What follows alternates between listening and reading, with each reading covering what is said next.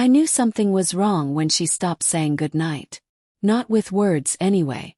Just a tired pat on my shoulder, a sigh, and the soft click of the bedroom door as she went to the guest room to get better sleep. That's how it started. A week of distance that felt like a slow amputation. Her name is Claire. For 11 years she's been my anchor.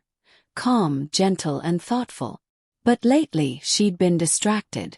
I'd come home to find her scrolling her phone with a faint smile, texting someone she wouldn't name. When I asked, she said, "Just John. From work. We're working on a campaign together." The name hung in my head like a splinter. I didn't want to become that husband. Paranoid, insecure, reading too much into everything. So I told myself it was fine. That her distance was just stress. That love, real love, could survive silence. But love doesn't survive secrets. The night before it all broke apart, Claire came home late again. Her hair smelled faintly of smoke, not from cigarettes but from a bar. I was sitting at the dining table, a cold plate of pasta in front of me. "Long day?" I asked quietly. "Yeah," she said, not meeting my eyes. "Client dinner." "You didn't mention a client dinner." She froze for a heartbeat. I must have forgotten. She didn't forget. Claire never forgot anything.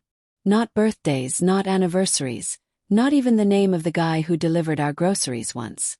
That night I lay awake, staring at the ceiling. The silence between us was deafening.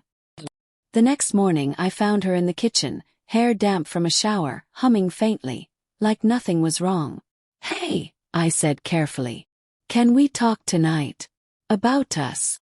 She smiled, but it didn't reach her eyes. "Sure. After work." She left before I could say more. But that night she didn't come home at all. Her phone went to voicemail. Her last scene on WhatsApp stayed frozen at 9:03 p.m.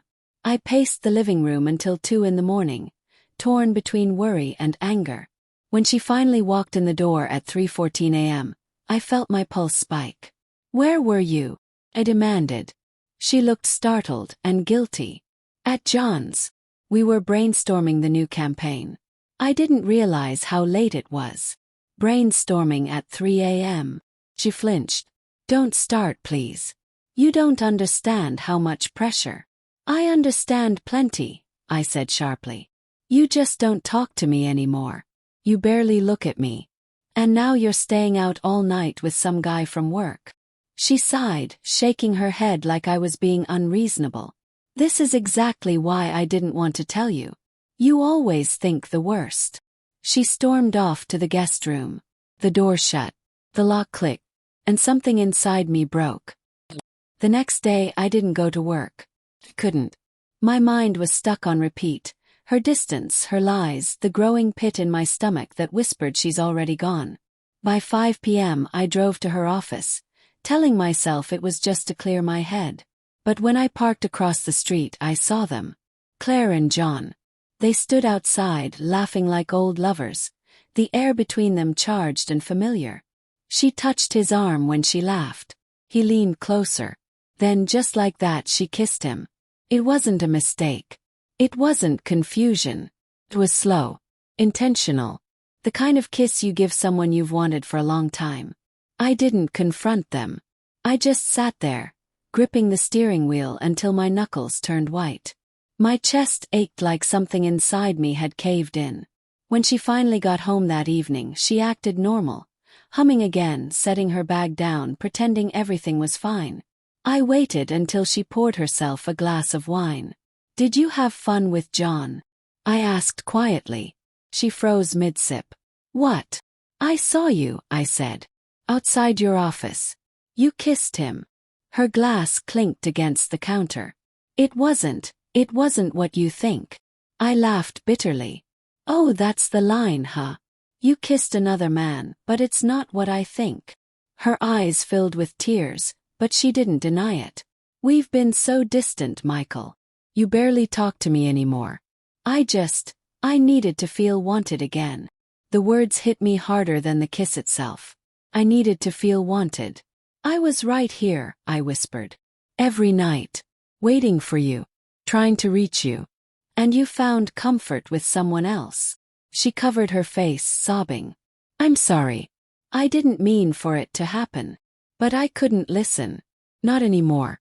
Because she wasn't the only one who'd been keeping a secret.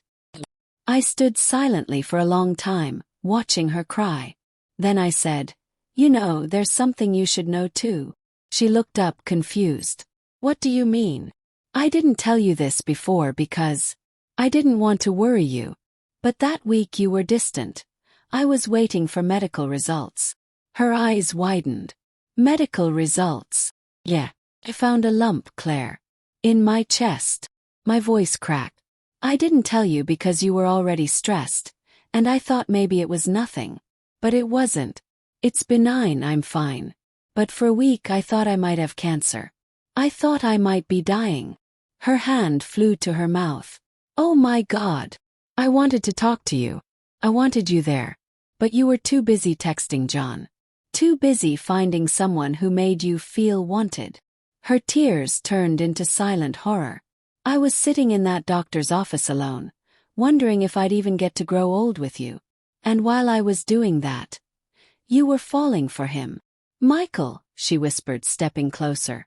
I didn't know. That's the point, I cut in, voice trembling. You didn't want to know. I turned away before she could say more. For the next few days, the house was painfully quiet. She tried to apologize.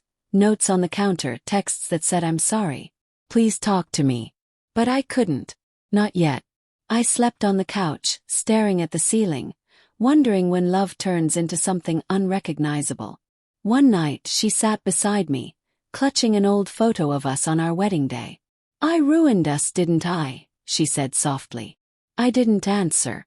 I don't even know why I did it, she went on. John listened, that's all. I felt like you'd given up on us. I hadn't, I said quietly. I was fighting for us. You just didn't see it. She nodded slowly, tears glistening in her eyes. I'll do whatever it takes to fix this. Therapy, counseling, anything. But I didn't believe her. Not anymore. Some things can't be repaired once they've been cracked open. Or it. Weeks passed. We went through the motions. Polite conversations, mechanical dinners, shared silence. She kept her phone on the table now, as if transparency could erase betrayal. But every time I looked at her, I saw that kiss. That moment of choice. One Sunday morning I packed a small suitcase. Claire watched me from the doorway, her face pale. Where are you going? She whispered. I need space, I said. To think. To heal. She reached for me, but I stepped back.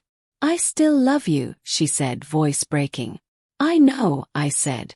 But love isn't enough when trust is gone. I left without looking back. A month later she sent me a letter. In it she wrote, I see now that I kissed him because I thought I'd already lost you. But I was wrong. I lost you the moment I stopped trying to understand you. You were fighting battles I didn't even notice. I'll carry that regret for the rest of my life. I read it twice. Then I folded it neatly and set it aside. Because she was right, she had lost me long before the kiss. It's been 6 months since that night. I've started to rebuild.